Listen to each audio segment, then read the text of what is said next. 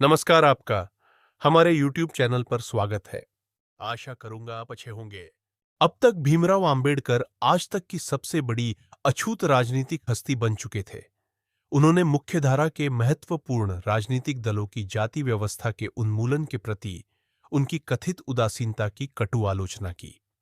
अंबेडकर ने भारतीय राष्ट्रीय कांग्रेस और उसके नेता महात्मा गांधी की भी आलोचना की। उन्होंने उन पर अछूत समुदाय को एक करुणा की वस्तु के रूप में प्रस्तुत करने का आरोप लगाया। आम्बेडकर ब्रिटिश शासन की विफलताओं से भी असंतुष्ट थे। उन्होंने अछूत समुदाय के लिए एक ऐसी अलग राजनीतिक पहचान की वकालत की जिसमें कांग्रेस और ब्रिटिश दोनों की ही कोई दखल ना हो। लंदन में 8 अगस्त 1930 को एक शोषित वर्ग के सम्मेलन यानी प्रथम गोलमेज सम्मेलन के दौरान आम्बेडकर ने अपनी राजनीतिक दृष्टि को दुनिया के सामने रखा, जिसके अनुसार शोषित वर्ग की सुरक्षा उसके सरकार और कांग्रेस दोनों से स्वतंत्र होने में है। हमें अपना रास्ता स्वयं बनाना होगा और स्वयं राजनीतिक शक्ति शोषितों की समस्याओं का निवारण नहीं हो सकती। उनका उद्धार समाज में उनका उचित स्थान पाने में निहित है।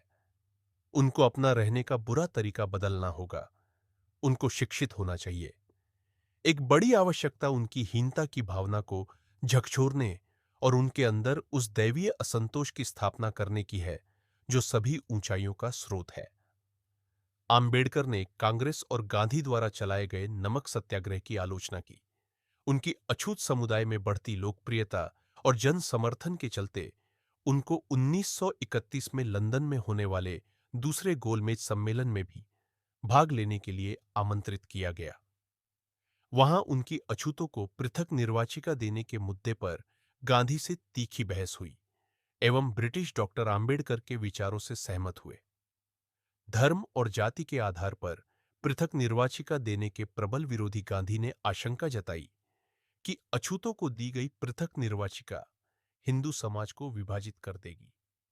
गांधी को लगता था कि सवर्णों को छुआछूत भुलाने के लिए, उनके हृदय परिवर्तन होने के लिए उन्हें कुछ वर्षों की अवधि दी जानी चाहिए, किंतु यह तर्क गलत सिद्ध हुआ जब सवर्णों हिंदुओं द्वारा पूना संधि के कई दशकों बाद भी छुआछूत का नियमित पालन होता रहा।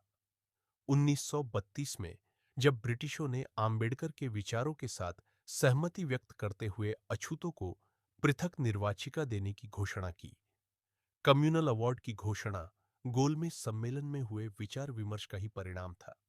इस समझौते के तहत आम्बेडकर द्वारा उठाई गई राजनीतिक प्रतिनिधित्व की मांग को मानते हुए पृथक निर्वाचिका में दलित वर्ग को 2 वोटों का अधिकार प्रदान किया गया।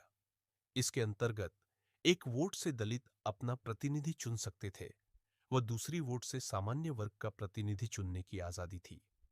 इस प्रकार दलित प्रतिनिधि केवल दलितों की ही वोट से चुना जाना था। इस प्रावधान से अब दलित प्रतिनिधि को चुनने में सामान्य वर्ग का कोई दखल शेष नहीं रहा था।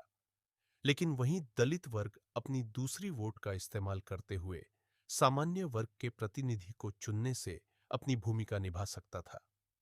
ऐसी स्थिति में दलितों द्वारा चुना गया दलित उम्मीदवार दलितों की समस्या को अच्छी तरह से तो रख सकता था, किंतु गैर उम्मीदवार के लिए यह जरूरी नहीं था कि उनकी समस्याओं के समाधान का प्रयास भी करता।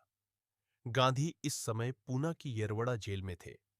कम्युनल अवार्ड की घोषणा होते ही गांधी ने पहले तो प्रधानमंत्री को पत्र लिखकर इसे बदलवाने की मांग की, लेकिन जब उनको लगा कि उनकी मांग पर कोई अमल नहीं किया जा रहा है, तो उन्होंने मरण व्रत रखने की घोषणा कर दी। तभी आम्बेडकर ने कहा कि यदि गांधी देश की स्वतंत्रता के लिए यह व्रत रखता तो अच्छा होता, लेकिन उन्होंने दलित लोगों के विरोध में यह व्रत रखा है जो बेहद अफसोसजनक है। जबकि भारतीय ईसाइयों, मुसलमानों और सिखों को मिले इसी पृथक निर्वाचन के अधिकार को लेकर गांधी की ओर से कोई आपत्ति नहीं आई। उन्होंने यह भी कहा कि गांधी कोई अमर व्यक्ति नहीं है। भारत में न जाने कितने ऐसे लोगों ने जन्म लिया और चले गए। आम्बेडकर ने कहा कि गांधी की जान बचाने के लिए वह दलितों के हितों का त्याग नहीं कर सकते। अब मरण व्रत के कारण गांधी की तबीयत लगातार बिगड़ रही थी। गांधी के प्राणों पर भारी संकट आन पड़ा और पूरा हिंदू समाज आम्बेडकर का विरोधी बन गया। देश में बढ़ते दबाव को देख आंबेडकर 24 सितंबर 1932 को शाम 5 बजे येरवड़ा जेल पहुंचे। यहां गांधी और आंबेडकर के बीच समझौता हुआ, जो बाद में पूना पैक्ट के नाम से जाना गया। इस समझौते में आंबेडकर ने दलितों को कम्युनल अवार्ड में मिले पृथक निर्वाचन के अधिकार को छोड़ने की घोषणा की, लेकिन इसके साथ ही कम्युनल अवार्ड से मिली 78 आरक्षित सीटों की बजाय पूना पैक्ट में आरक्षित सीटों की संख्या बढ़ाकर 148 करवा ली। इसके साथ ही अछूत लोगों के लिए प्रत्येक प्रांत में शिक्षा अनुदान में पर्याप्त राशि नियत करवाई और सरकारी नौकरियों से बिना किसी भेदभाव के दलित वर्ग के लोगों की भर्ती को सुनिश्चित किया और इस तरह से आंबेडकर ने महात्मा गांधी की जान बचाई। आंबेडकर इस समझौते से असमाधानी थे। उन्होंने गांधी के इस अनशन को अछूतों को उनके राजनीतिक अधिकारों से वंचित करने और उन्हें उनकी मांग से पीछे हटने के लिए दबाव डालने के लिए गांधी द्वारा खेला गया एक नाटक करार दिया। 1942 में आंबेडकर ने इस समझौते का धिक्कार किया। स्टेट ऑफ माइनॉरिटी इस ग्रंथ में भी पूना पैक्ट संबंधी नाराजगी व्यक्त की है। भारतीय रिपब्लिकन पार्टी द्वारा भी इससे पहले कई बार धिक्कार सभाएं हुई है।